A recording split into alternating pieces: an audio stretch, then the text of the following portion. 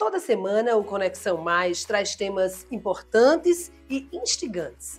Hoje nós vamos conversar sobre reprodução humana e trouxemos ao estúdio da TV Cidade a bióloga e embriologista clínica Salomé Spínola. Ela vai nos ajudar a entender mais sobre esse processo.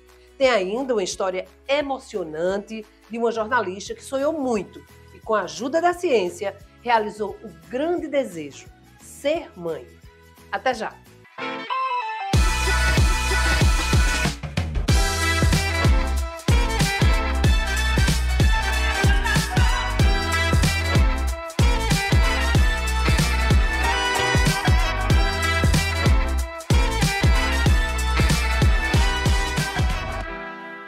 Olá! A reprodução humana é denominada como um conjunto de complexos biológicos e bioquímicos que permite a dois seres humanos de sexos diferentes conceber um novo indivíduo.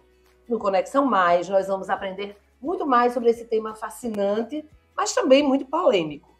Vamos conhecer a história de uma jornalista que, com a ajuda da ciência, realizou o sonho de ser mãe. Aqui no estúdio, um bate-papo enriquecedor com a bióloga e embriologista clínica Salomé Spínola. Ela vai nos ajudar a entender como funciona o mundo fascinante da reprodução humana. Olá, seja bem-vinda, doutora Salomé Spínola. A senhora é pós-doutora em biotecnologia e embriologia humana, doutora em endocrinologia e medicina molecular, com ampla experiência em técnicas de laboratório como fertilização in vitro. Um currículo extenso que tem origem aqui, na nossa querida UFPB. Nos tratamentos de fertilidade está uma figura, gente, pouco conhecida, mas essencial. Se os médicos costumam ser o rosto visível do processo, é esse profissional que acompanha os primeiros passos do embrião, desde a fecundação, a preparação para a transferência ao útero. Não é isso, doutora Salomé? Seja bem-vinda. Muito obrigada, eu agradeço o convite. Para mim é uma honra, né, estar aqui com uma pessoa tão ilustre, né, um ícone da nossa TV, do nosso jornalismo. E é com muito prazer que eu volto, né, à Terra também para falar um pouco. Morou muito tempo na Itália, estudou muito lá, fez muitos cursos e hoje volta para dividir conosco essa experiência. Me fale sobre esse profissional, que muita gente só fala no médico, não é? Mas fale sobre o seu trabalho. Então, esse profissional, que é o embriologista clínico, ainda é pouco conhecido, né? Mesmo que essas técnicas de fertilização in vitro já estejam né, no público, já são mais conhecidas ultimamente, mas é o profissional, então, que fica nos bastidores, então, no laboratório, é que ainda é pouco, né, conhecido. Até porque a própria formação de carreira da gente é bastante complicada.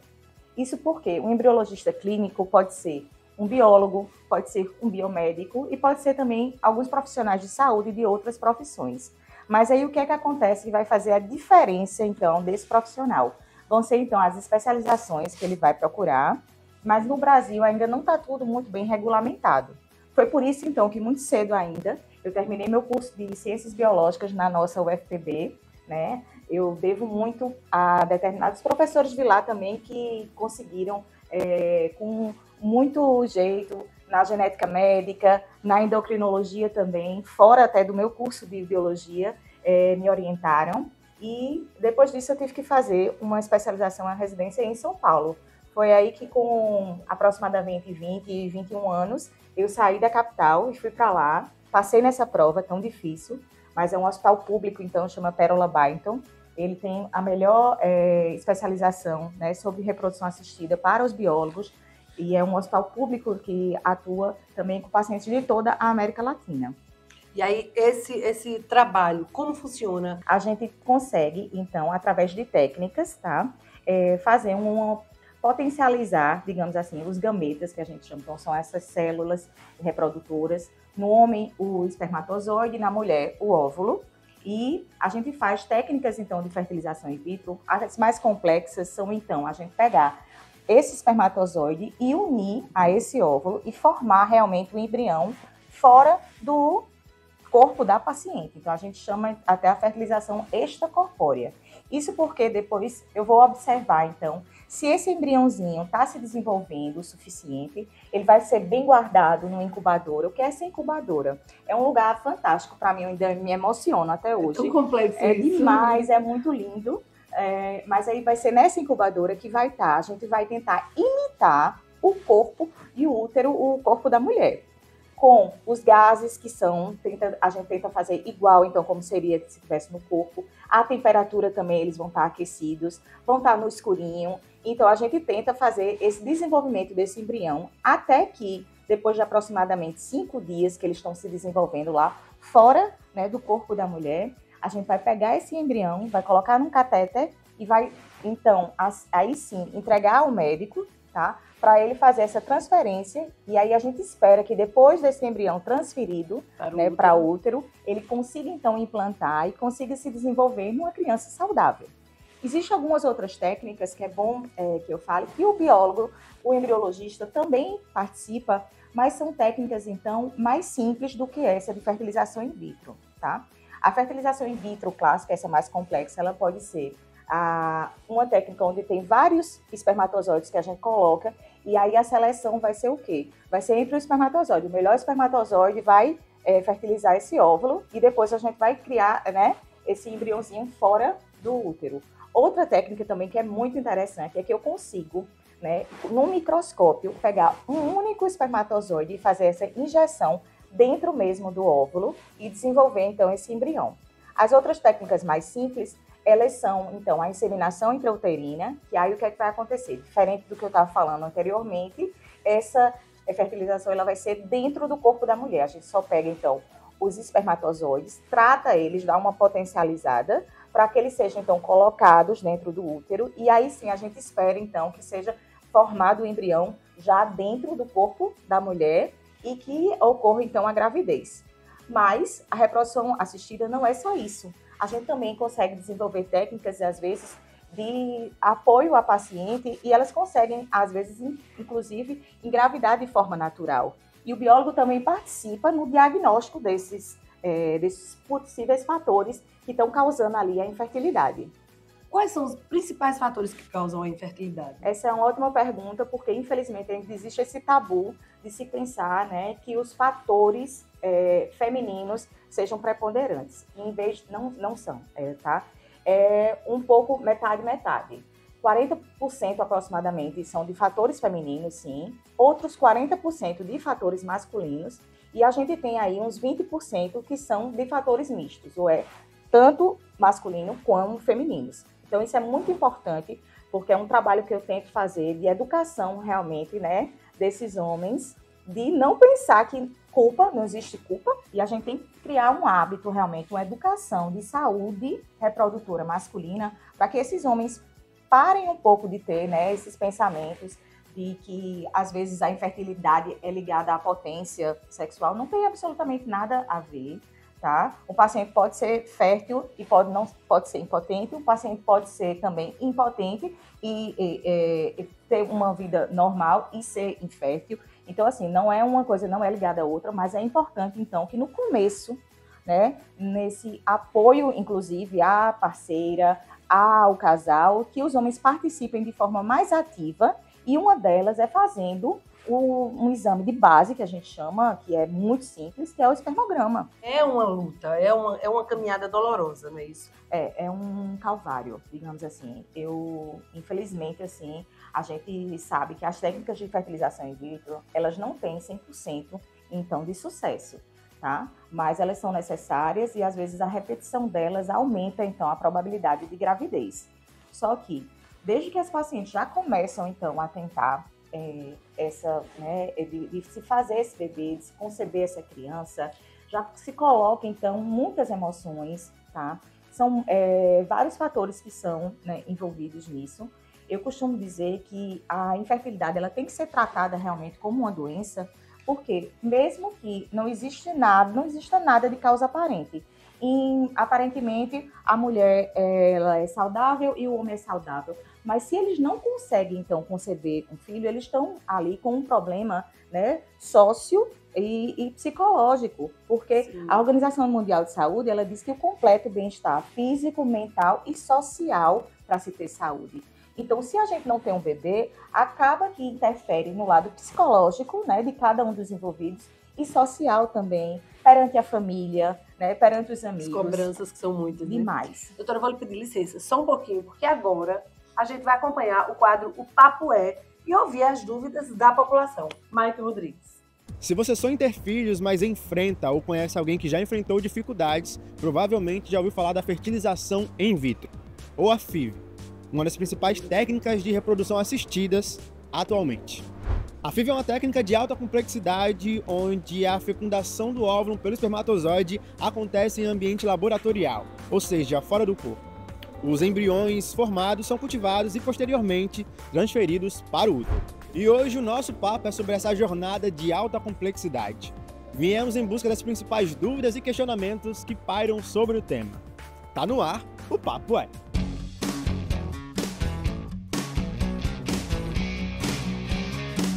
A fertilização in vitro mostra que o caminho para a parentalidade assistida é complexo. E é justamente por isso que apresenta uma série de dúvidas.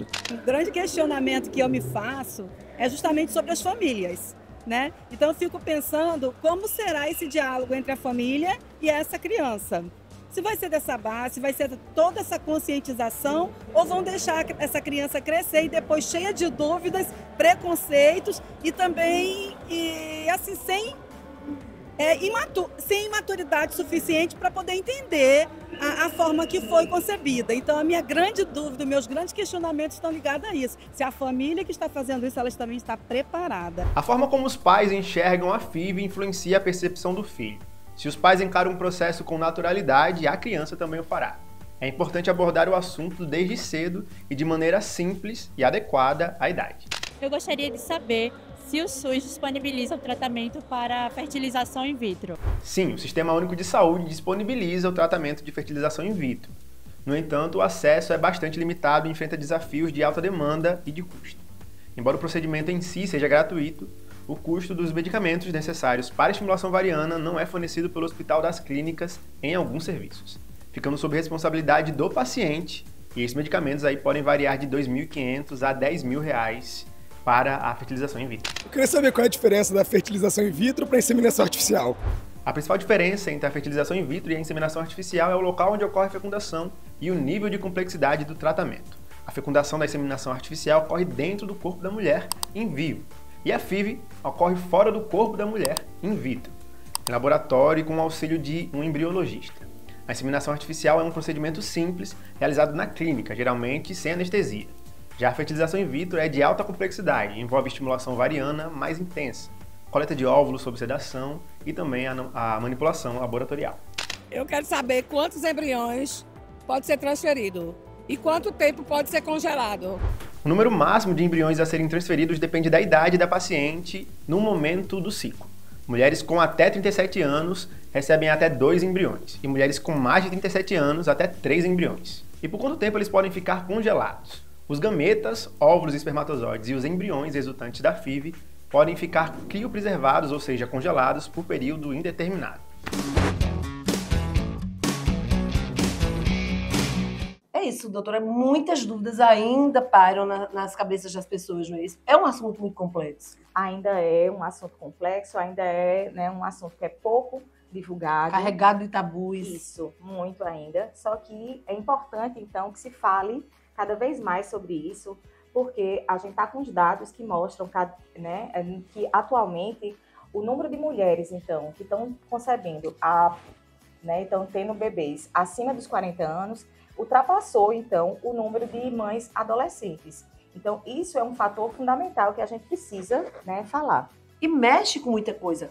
Por exemplo, a religião ainda é uma coisa que mexe muito, né? Porque para muita gente só há uma forma de conceber e outra seria um contrassenso, a religião. Outra coisa difícil, preços, que não são baratos. Nesse aspecto da religião, eu tive a sorte, digamos assim, de poder vivenciar, né? Eu morei, então, depois que eu fui para São Paulo, eu passei um tempo ainda de formação no Canadá, e aí a minha história realmente foi na Itália, mais especificamente em Roma. Só que lá a gente tem uma tradição também muito grande, um convívio grande com o mundo árabe. Então eu pude conviver, né, com essas outras formas de se pensar e de conceber a religião. A gente tem também uma comunidade judia lá. E é muito importante isso, porque às vezes tem questões, então, que para a religião católica, por exemplo, não é um tabu, mas para a religião judia é um tabu e isso pode causar infertilidade. Outro ponto que você falou que é importantíssimo é a gente, ainda assim, eu digo, brigar um pouquinho, né, para tentar ver se esses custos da fertilização in vitro podem ser custeados, né, pelo Sistema Único de Saúde. Ainda é uma coisa muito difícil, não é isso? Ainda é, os preços são muito altos, porque também existem medicações que são muito altas, as próprias técnicas, todo esse que a gente tenta imitar, né, o útero dentro do laboratório, existe toda uma perfeição, digamos assim, nesse laboratório, que realmente isso tem um custo muito alto, e esse custo é passado pela paciente. Então, hoje elas não conseguem fazer uma técnica tão complexa como essa por menos de 20 mil reais.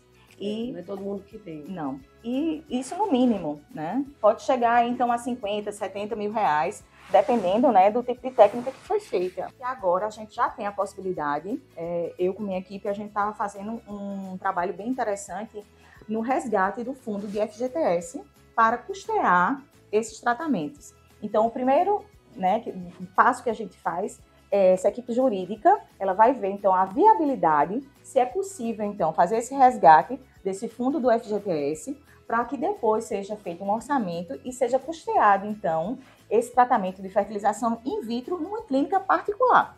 Que bom. Tomara que dê tudo certo. Vai dar. A gente volta daqui a pouco com mais essa conversa.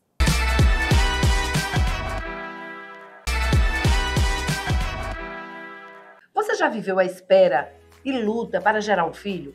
Ou conhece alguém que passou por isso? Conheça agora a história de quem sonhou e hoje vive a realização da maternidade. Mas eu acredito, assim, cegamente, que teve o sopro de Deus na minha vida para a realização desse sonho. Mamãe, eu nunca vou desamar você, eu sempre vou amar você.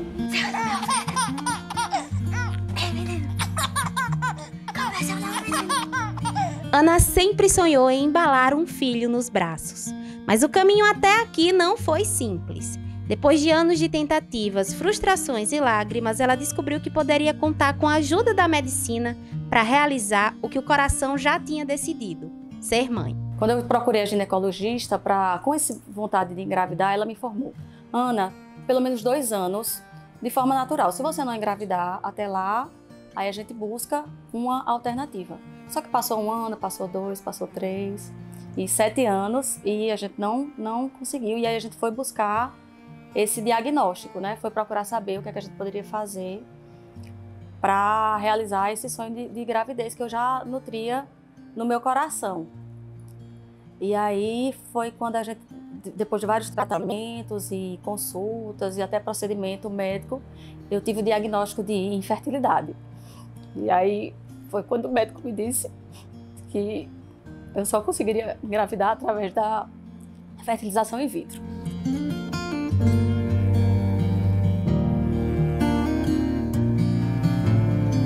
Na hora dá aquele medo, aquele desespero, aquela insegurança.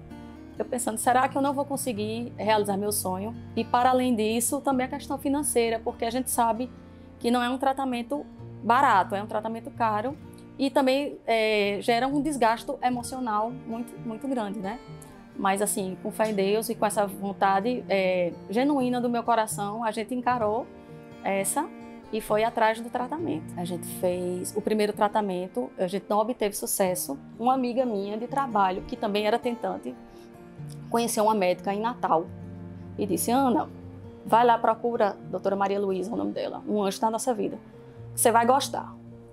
Aí a gente fez esse tratamento com a doutora Maria Luísa. O nosso tratamento também não foi fácil, porque assim, eu acho que você toma um remédio, um hormônio para estimular a ovulação. E a minha resposta a esse remédio era muito baixa. Por mais alta que fosse a dose, a médica depois me confidenciou que pensou até em cancelar o meu tratamento e começar de novo, pela dificuldade, assim. Mas aí, tipo, quando a gente fez a indução e foi coletar os óvulos, eu só consegui produzir 3. Tem mulher que produz 10, tem mulher que produz 15, que congela, que doa, eu só tinha aqueles 3. E aí me agarrei na fé em Deus, graças a Deus, Nossa Senhora segurou nossa mão. Desses 3, 2 fertilizaram Porque ainda tem isso. Você produz, mas aí quando junta com o espermatozoide, às vezes não fertiliza. 2 fertilizaram. Um de boa qualidade e outro capenga, assim, mas a médica implantou os 2. Mais do que um tratamento, o que Ana encontrou foi um renascimento. Até que a notícia chegou. O positivo tão esperado. O coração dela e o do bebê batendo em sintonia. E aí eu escutei o som mais lindo da minha vida, que eu nunca esqueço, que foi o batimento. Eu até tenho gravado. O batimento cardíaco dele.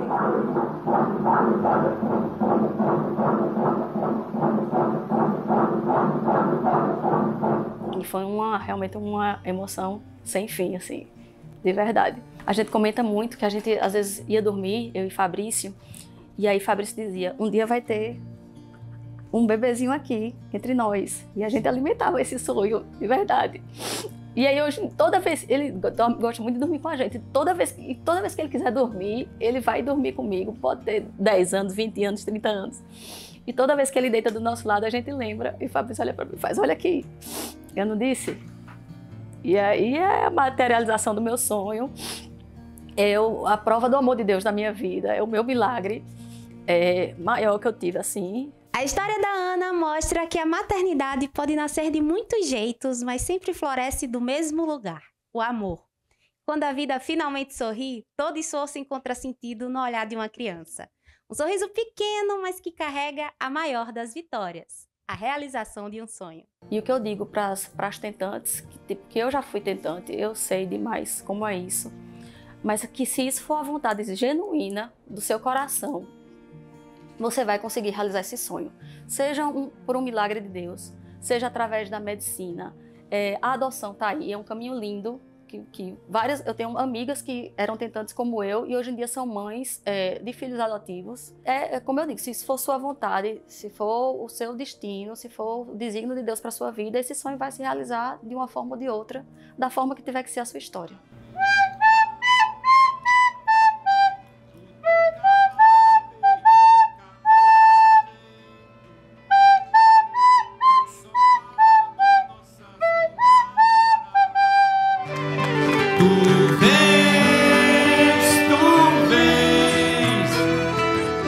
Eu já escuto os teus sinais.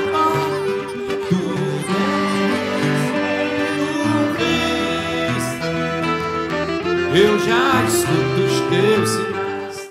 Que felicidade ver essa realização de Ana Aragão e a construção dessa família linda, não é, doutora Salomé? Demais, demais. Muita gente, graças a Deus, está conseguindo e graças à ciência. Pois é, eu deixo aqui também uma mensagem de esperança, né? Porque cada vez mais a gente está conseguindo, então, com a ciência e com o esforço de tantos profissionais, vocês estão conhecendo, né? A figura de um novo profissional hoje, que está nesses bastidores, mas que está ali lutando, então, para proporcionar a essas famílias, né, essa tão sonhada gravidez. E a gente tem um aumento, então, né, hoje em dia, dessas taxas de sucesso, tá? Porque quantos mais personalizados, inclusive, forem esses tratamentos, né? Esses tratamentos, melhor, então, vai ser essa taxa de sucesso. Então, é a esperança que eu deixo também para as pacientes, que não desistam. Existe uma indicação de busca pelo médico? Isso. De um tempo? É importantíssimo que a gente saiba que até os 35 anos de idade da mulher, tá? É importante que ela procure, então, ajuda de um especialista, se for já possível, com aproximadamente 1 ano de tentativa, então, de engravidar, ou engravidar e perder, né, infelizmente, ou então de não ter realmente gravidez. Esse tempo de 1 ano, ele cai para 6 meses quando as mulheres têm acima de 35 anos. Ainda é possível engravidar aos 40, 45? Havia muito tabu sobre isso. Sobretudo na primeira gravidez. Existe isso? É possível, sim. Eu engravidei com 38 anos e tive minha bebê com 39. Mas porque o que é que acontece? Acontece que cada vez mais a gente está deixando mais para frente, né? As mulheres estão se formando, mas as mulheres estão batalhando no mercado de trabalho. A gente sabe que a dupla jornada para a gente, né, é sempre mais pesada, inclusive, do que para os homens. Então, a gente acaba deixando para ter filho com 30, 35 anos ou mais. E é importante que exista, então, um planejamento. Essas mulheres, elas podem fazer a preservação dessa fertilidade, inclusive congelando seus óvulos, tá? E depois disso também para serem utilizados no futuro, né? Eu tive, né, tinha a faca e o queijo na mão, então com 34 anos eu congelei. Eles estão lá guardadinhos ainda, não precisou, né, porque minha filha foi concebida naturalmente com 38 anos. Mas, assim, deixar uma mensagem de esperança, então, que com hábitos saudáveis também, com uma dieta, né, boa, hábitos de não só alimentação, mas hábitos de exercício também, essas mulheres, cada vez mais, elas estão conseguindo ter uma gravidez até espontânea, né, acima dos 40 anos. Doutora Salomé, muito obrigada pela sua presença. Espero que tenha gostado do espaço aqui na TV Cidade, no Conexão Mais. E volte outras vezes. Muito obrigada por compartilhar conosco. Adorei, né, minha presença. Eu queria só deixar um apelo, né, à classe política e que a gente consiga, né, um dia ter aqui na Paraíba um centro público, né, para essas pacientes que muitas vezes elas não podem ter acesso nem a esse tipo de informação. Que bom, um dia vai acontecer. Amém. Tomara. E a gente fica por aqui, o Conexão Mais volta na próxima semana. Até lá!